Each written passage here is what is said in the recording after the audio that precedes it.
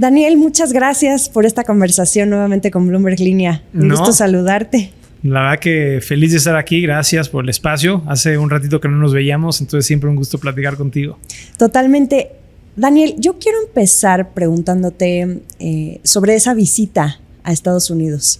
Te vimos muy contento con tu equipo de colaboradores más cercano, tratando, me imagino que de tantear el terreno, o quizá ya está muy bien estudiado y tiene que ver, por supuesto, con este reciente anuncio de Bitso.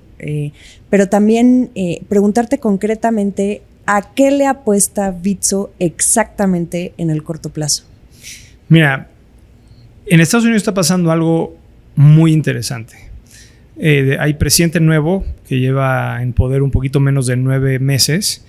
Y este presidente, parte de su campaña fue que quería volver a los Estados Unidos la capital de cripto del mundo, ¿no? Los Estados Unidos había tenido tal vez una posición un poquito negativa hacia cripto, y el presidente Trump quiere cambiar eso.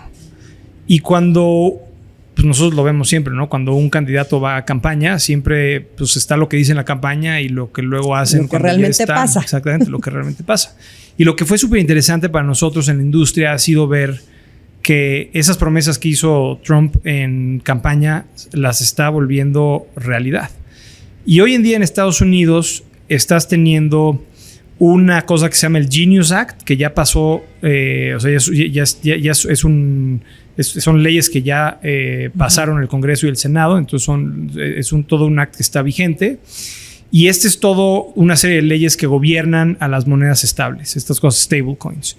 Y es todo un marco regulatorio para darle claridad regulatoria a cualquier persona que quiera tener un dólar digital regulado dentro de Estados Unidos.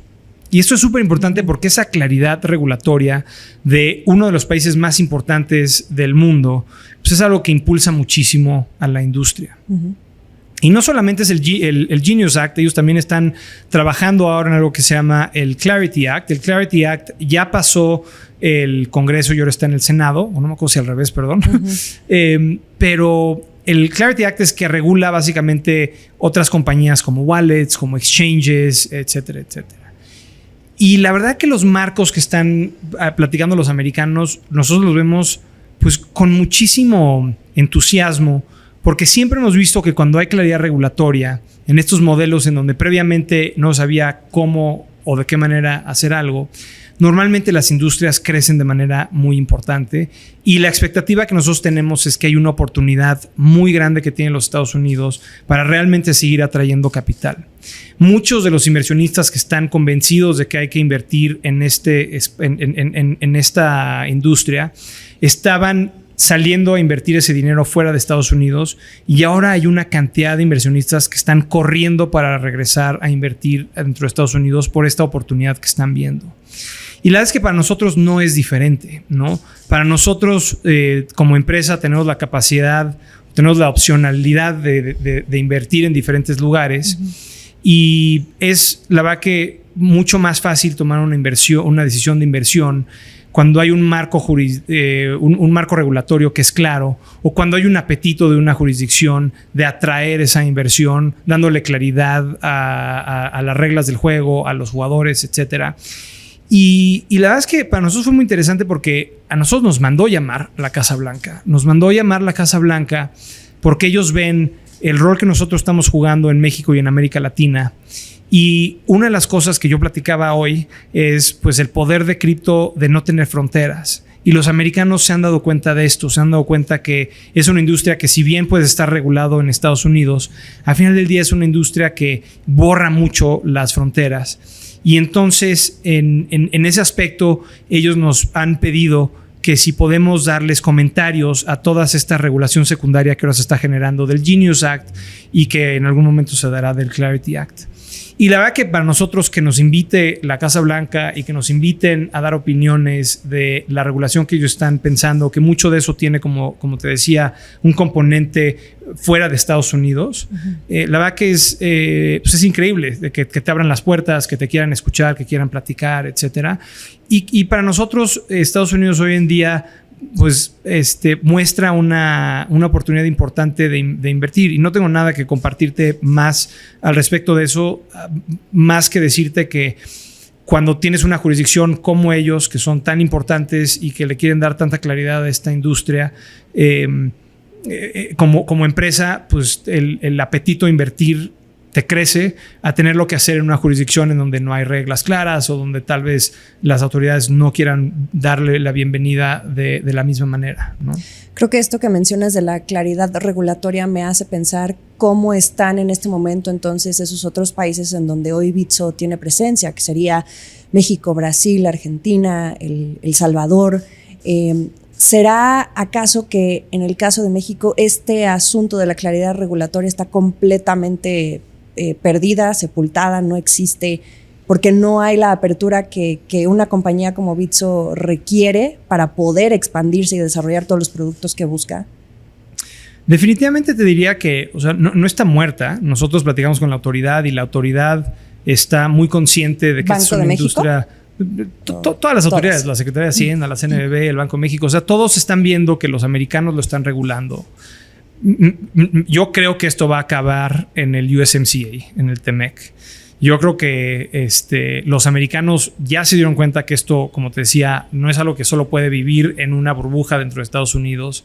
Y yo creo que se va a volver una parte de las negociaciones importantes de los tratados que tenemos con Estados Unidos. Y Estados Unidos siempre ha sido un país que tiene pues mucha influencia en México y que tiene mucha influencia en América Latina. Entonces, yo creo que es muy difícil ignorarlo. Ahora, yo no controlo la agenda regulatoria de las autoridades mexicanas, entonces no te sé decir si las pláticas que yo he tenido han sido curiosidad, porque ellos quieren entender un poquito pues, qué está pasando y les comentamos de lo que estamos viendo en Estados Unidos, etcétera, etcétera. O si hay realmente una iniciativa de regulación. Yo te diría que no conozco una iniciativa clara. Pero realmente yo creo que es una oportunidad enorme para México entender cómo darle esta claridad regulatoria a esta industria, ¿no? Porque creemos que realmente es una industria que viene a democratizar el acceso, a bajar los costos, a básicamente darle más oportunidades a la gente y que incrementa la competitividad de los productos financieros en México, incrementa la innovación en el sector financiero, que yo entiendo son todas las cosas que son importantes en el Plan México de la presidenta. Entonces me gustaría pensar que esto es un momento muy importante para el país de entender cómo querer traer más claridad a un marco regulatorio más claro en el país. Hay muchas cosas que están sucediendo, tú conoces muchas de ellas, entonces, ¿dónde cae esto dentro de la prioridad de las cosas que hay dentro de la agenda nacional? Pues yo no tengo la percepción de que sea muy alto.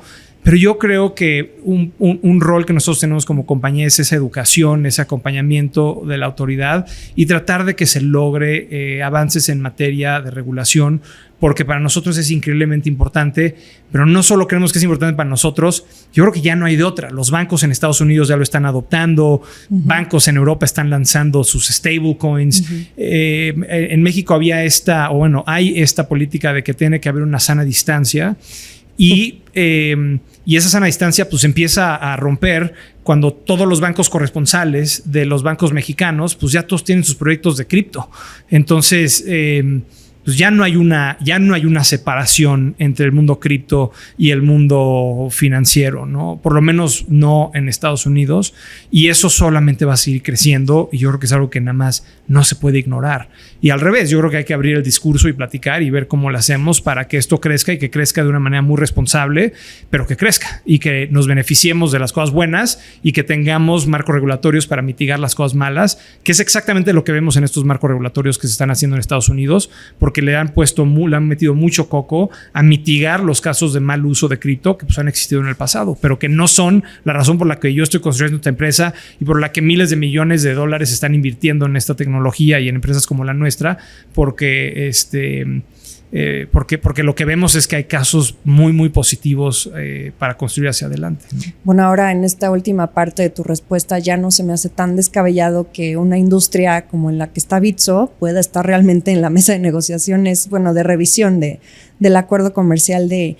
Norteamérica, pero entonces te referirías solo a la parte cripto, blockchain o todo lo que esto involucra justamente en estas redes que lo integran. Sí, gran pregunta, porque cuando el presidente Trump pues empezó a platicar que ya como presidente que sí iba a ser Estados Unidos la capital de cripto del mundo, y yo también me invitaron a mí, creo que fui el único, creo que Bitso fue la única empresa latina que invitaron al Inauguration Ball, al Crypto Ball que se hizo. Pero ahí se platicó de esta ambición de que Estados Unidos se volviera la capital de cripto del mundo. Y dentro de ese camino, pues había todavía mucha incertidumbre. Pues, ¿qué va a hacer? ¿Qué tanto se va a regular? Y realmente están regulando todo lo que se debería regular. Hay cosas que yo creo que no se deben de regular y ellos están explícitamente diciendo esta serie de cosas no caen dentro de estos marcos regulatorios. O sea, todo lo que tiene que ver con código, por ejemplo, ¿no? Había todo este tema en algún punto en donde nadie sabía, oye, si yo construyo un pedazo de código que vive en un network abierto de un blockchain que haga algo y yo no lo opero, lo opera esta red que es descentralizada, como que qué protecciones tengo yo como creador de esto, o cómo pues yo no me puedo regular porque nada más es código el que se está ejecutando. Había todas estas preguntas, perdón que me meta tan técnico, pero realmente los americanos han hecho una excelente labor, en mi opinión, de entender cuáles son las cosas que se tienen que regular, cómo regular esas cosas, cómo poner esa protección al consumidor, cómo ponerle atención a la parte de prevención del lavado de dinero, cómo ponerle atención a la parte de no querer matar la innovación y ver a esto de un tema holístico, no desde el punto de vista de nada más vengo aquí a mitigar riesgos, sino desde un punto de vista de queremos que esto crezca, reconocemos que hay riesgos, vamos a atenderlos, pero creando realmente un marco regulatorio muy rico. Y yo creo que, lo que estamos viendo allá es que se están regulando los stablecoins, los exchanges, las wallets, todos estos puntos de contacto entre el mundo financiero y el mundo cripto, pero todo lo que ya vive en el mundo cripto, toda la parte de DeFi, toda esta parte, la están dejando ser. Y están, de hecho, no te diría que solamente dejándola hacer, están motivando que haya más proyectos que estén sucediendo así ahí. Porque yo creo que la cosa que se dieron cuenta los americanos es que cuando tú desarrollas arriba la tecnología de blockchain, tienes mucho más transparencia y tienes mucho más apertura. Y eso es algo que lamentablemente en muy pocas partes del mundo se entiende. Pero cuando te metes a entenderlo y estudiarlo, te das cuenta del poder que esto tiene. Y yo creo que ese cambio que viene en Estados Unidos viene de un mayor entendimiento de esta tecnología. Ahora, háblame un poco sobre este lanzamiento que está haciendo la aplicación de Bitso y lo que implica para tu negocio. Y también la duda de cómo va a operar esto Bitso en adelante. Si van a seguir teniendo su base aquí en México o si planean expandirse también a abrir una oficina a Estados Unidos por lo que esto implica y por el interés, por estar todo el tiempo en conversaciones con el gobierno, los clientes, los competidores también, a los que ahora te vas a enfrentar. Claro. Mira, el lanzamiento de hoy es súper emocionante para nosotros. Estamos trayendo una nueva imagen, estamos trayendo nuevos colores, estamos trayendo una nueva experiencia, una app que construimos básicamente desde cero. Y un poquito reconociendo que pues el mundo es un mundo que no es estático, es un mundo que siempre está evolucionando y que siempre hay mejor manera de hacer las cosas, y creyendo que, aunque estamos muy orgullosos de lo que se ha construido en la última década de esta empresa, que necesitamos algo muy diferente para los próximos 10 años.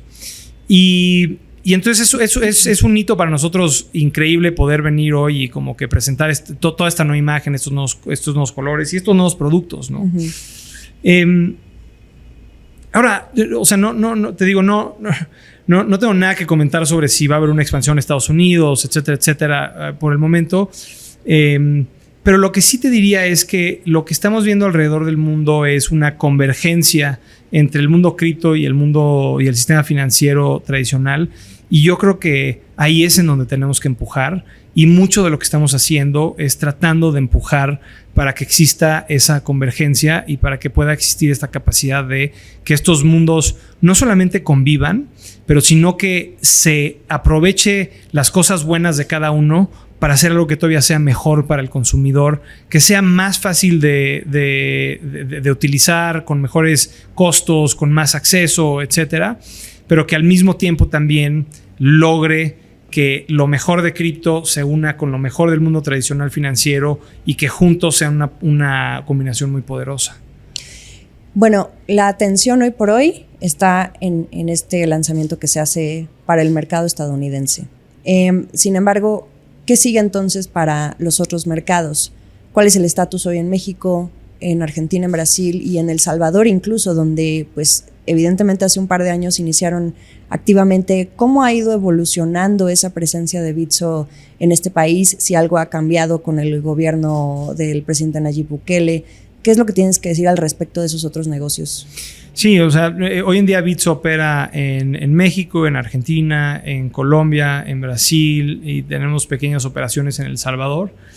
El Salvador es una gran jurisdicción y es otra de las jurisdicciones que ha estado... Lo sigue siendo. Muy activamente pensando en cómo traer más de esta industria al país. Para nosotros ha sido impresionante la historia de El Salvador, o sea, dentro del tema cripto, pero fuera del tema cripto. La primera vez que fuimos a El Salvador nos recogieron en coches blindados, no podíamos salir del hotel, nos transportaron del hotel a las oficinas de gobierno en coches blindados con seguridad, etcétera. Y la otra vez que me fui con un chofer en un coche normal y platicando con el chofer, me decía, o sea, estaba muy contento de lo que se ha logrado con el tema de seguridad en El Salvador, pero nos decía, a mí en lo personal me ha afectado porque antes pues yo me dedicaba al transporte con alta seguridad y ahora pues ya eso no se necesita. Dice, pero yo nunca me imaginé que yo podía estar con mi esposo y con mis hijos caminando un sábado en la noche en las plazas de San Salvador, y ahora es lo que ves. Y llegué al mismo hotel y lo que antes eran puertas cerradas, ahora estaban abiertas. Y lo que antes era un miedo de no salir, ahora era, oye, si quieres ir a cenar, aquí está el restaurante del hotel, pero también está ese de allá, etcétera, etcétera. Y en el mundo cripto también han hecho cosas súper interesantes, ¿no? Ellos obviamente han sido grandes proponentes de todo el tema de Bitcoin, pero se han expandido y han tenido ahora un marco regulatorio de monedas estables. Ahí estamos con ellos haciendo todo un tema de stablecoins que nos interesa muchísimo. Y la verdad que yo me imagino que el partnership el que tenemos con El Salvador solamente va a crecer en los próximos años, porque es otra jurisdicción que le está poniendo mucha atención y donde estamos empezando a invertir más dinero. En El Salvador nunca tuvimos un producto retail porque ellos tenían su producto retail y nosotros les ayudamos mucho con liquidez, y fuimos el lugar en donde se compró Bitcoin. El gobierno ha estado comprando Bitcoin, entonces nosotros les ayudamos a hacer esas transacciones, les ayudamos mucho a comentar sus proyectos de ley, y como te decía, ahorita estamos muy entretenidos en todo el tema de stablecoins y probablemente van a haber algunos anuncios ahí en algunos meses. Y las otras jurisdicciones son bien interesantes, ¿no? Porque tienes...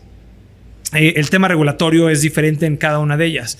Brasil ha avanzado mucho y tienen todo un marco, y Brasil también se está discutiendo la compra de Bitcoin como moneda de reserva en el país. En Argentina se están creando toda una serie de nuevas entidades financieras que tengan la capacidad de transaccionar con criptomonedas. La situación del país ha creado que ha habido un crecimiento muy grande en el tema de transacción de criptomonedas.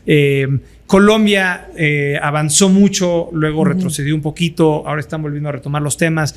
Cada país tiene sus idiosincrasias, y algunos crecen o incrementan, o avanzan más bien con estas posturas regulatorias, y a veces cosas pasan que los hacen retroceder. No necesariamente cosas malas con cripto, simplemente a veces, pues como sabemos, el mundo no es estático, es dinámico, y de repente hay nuevas prioridades y cosas a las que la autoridad le tiene que poner atención, y las agendas públicas cambian, ¿no? Pero yo te diría que esto que está pasando en Estados Unidos va a ser muy importante para el resto de América Latina, porque como te decía, yo creo que va a ser muy difícil para los gobiernos seguir ignorando o no atendiendo esto, y se está metiendo a la agenda de Gafi. Ya ha estado en la agenda de Gafi por mucho tiempo, pero ahora se va a meter todavía más importante. Entonces, como que yo creo que el mundo es uno en donde en los próximos 2-3 años va a haber una carrera por parte de todos los gobiernos de poderle dar claridad regulatoria a esta industria, ¿no? Hablando de Gafi, del Grupo de Acción Financiera Internacional, en estos últimos meses, en lo que ha ocurrido dentro de pues el contexto de estos 3 bancos que tristemente van a desaparecer para algunos empresarios con los que hemos podido platicar, y que ese es el calificativo que le ponen al asunto. ¿Has sido tú consultado, siendo esta empresa cripto de blockchain que maneja otro tipo de pues formas, ¿no? de mover el dinero, el tema de las remesas? ¿Se te ha sido consultado o hay algo que les preocupa en torno al lavado de dinero? ¿De la parte cripto? Cripto, remesas, Gafi, si han sido consultados. Sí, es súper interesante. Nosotros fuimos a platicar con la gente. Vamos a empezar. Estas órdenes vienen no de Gafi, vienen del Departamento del Tesoro y FinCEN en Estados Unidos, ¿no? Entonces, una de las cosas que sí hicimos fue, antes de que hubieran estos señalamientos o estas órdenes, nosotros nos habíamos acercado al Tesoro un poquito para presentarnos, para que nos cosieran. Cuando empezó a haber todo este tema de que los cárteles iban a ser denominados como, terroristas, como organizaciones terroristas, y que se sentía que algo iba a pasar, porque esto de estos 3 bancos, hay mucha gente que dice que fue una sorpresa, pero la verdad es que cuando nosotros fuimos a la convención bancaria y ya se sentía, habían rumores de que algo se venía. Entonces nosotros nos fuimos a presentar al Tesoro, y de hecho cuando está el señalamiento de FinCEN, la gente de Tesoro se junta con la industria fintech en las oficinas de Bitso en México a platicar y hacer muy claro que esto no es un tema solamente de bancos, es un tema pues de todo el sistema financiero, y que las fintechs en general deberían de estar pensando en cómo fortalecer sus programas de cumplimiento, de prevención del lavado de dinero, etcétera. Y yo creo que ahí hay una oportunidad grande e importante, ¿no? Porque estas empresas que surgen en el 2018 de la ley FinTech, pues muchas de esas han crecido muchísimo en los últimos 7 años. Y muchas de estas estamos viendo que están empezando a dar saltos a otras entidades financieras, ya sean SOFIPOS, ya sean bancos, ya sean casas de bolsa, etcétera. Y yo creo que tiene que, o sea, yo creo que es la evolución natural, pero yo creo que hay una oportunidad muy importante de ver qué ha pasado en estos últimos 7 años en este sector, y cómo ayudamos a que este sector siga creciendo y siga beneficiándose de todas estas nuevas tecnologías, etcétera, pero que al mismo tiempo tengamos un buen rigor en materias de cumplimiento de toda la normatividad, ¿no? No he visto un señalamiento específico de Gafi al respecto de esto. Yo creo que Gafi ha sido muy claro siempre con sus principios, con sus reglas, etcétera. Y las evaluaciones de Gafi yo creo que son muy importantes, y te diría que la parte de cripto es importante en las evaluaciones de Gafi. Y hemos visto algunos cambios dentro de la normatividad mexicana con respecto al tema de cripto, pero la verdad que creemos que hay mucho todavía más que hacer y abarcar, para que se quede todo lo bueno y encontremos las mejores maneras de mitigar lo malo. Cuando se abre esta venta de activos a los bancos, de los bancos, se supo que también Bitso estuvo viendo qué es lo que podía hacer, sobre todo con el tema de casa de bolsa. ¿En algún momento ustedes piensan ampliar ese espectro dentro del negocio de Bitso, o es algo que está completamente descartado? Mira, es una gran pregunta, porque Bitso es la empresa de cripto, pero tenemos todo un grupo financiero que tiene otra serie de entidades financieras, no solo en México, sino alrededor del mundo, ¿no? Y nosotros lo que vemos es lo que te comentaba, que la tecnología es algo que incrementa la competitividad, baja los costos, incrementa el acceso, etcétera. Y para nosotros es muy importante pensar como grupo cuáles son los próximos pasos, cuáles son las figuras que necesitas para seguir creciendo la oferta de productos de tus clientes, cuáles son las necesidades de tus clientes y cómo las vas a poder resolver y qué tipo de figuras te puede ayudar a llevar esto a cabo, ¿no? Entonces, viendo también lo que está pasando en el mundo, donde esa línea entre el mundo cripto y el mundo financiero realmente se ha borrado mucho, nos gustaría pensar que en México eso es algo que en algún momento tiene que volver a pasar, y dentro de nuestra trayectoria como compañía, pues claro que deberían de seguir otro tipo de o nuestra trayectoria como grupo tiene que haber otro tipo de entidades, ¿no? Y finalmente, Daniel, acabamos de ver una hoja de ruta que tú acabas de presentar. Era una broma, pero sí. Muy chistosa, con puntos muy específicos, pero que sí llaman la atención y que hacen pensar que para eso también se requiere un poco de más capital. Efectivamente, en algún momento Bitso tiene que planear esa salida a bolsa. Sí la podemos esperar, ahora sí, el próximo año, en el próximo par de años, una oferta dual, una oferta en México, de plano en Estados Unidos. Buenísima pregunta. Las empresas crecen y en algún momento tienen necesidades y ambiciones, y a veces ya los mercados públicos es la mejor solución a esas necesidades de capital, darle salida a tus inversionistas actuales. Nosotros tenemos grandes fondos que han invertido en la empresa. Yo te diría que hoy en día no hay una presión ni de la parte de fondeo ni de la parte de los accionistas de llevar la empresa a cotizar a la bolsa. Yo creo que es un sueño grandísimo para cualquier emprendedor poder ir y decir, bueno, empezamos esta cosa en una casita en la Condesa y ahora es una empresa que está listada en, ojalá, un mercado en en los mercados en Estados Unidos, y tal vez un listeo doble, no sé. Entonces, claro que es un sueño grande para la compañía. Y lo único que te diría al respecto de eso es, hoy en día no es una necesidad que tengamos latente, pero yo creo que es una visión que nos llama mucho la atención, y que claro que hay mucha gente en la compañía que pues, está pensando en ese próximo paso. Bueno, me queda la duda de qué va a ser ese anuncio próximo, de qué es lo que va a romper el internet. Muchas gracias, Daniel. Muchísimas gracias a ti por tu tiempo y por tu interés.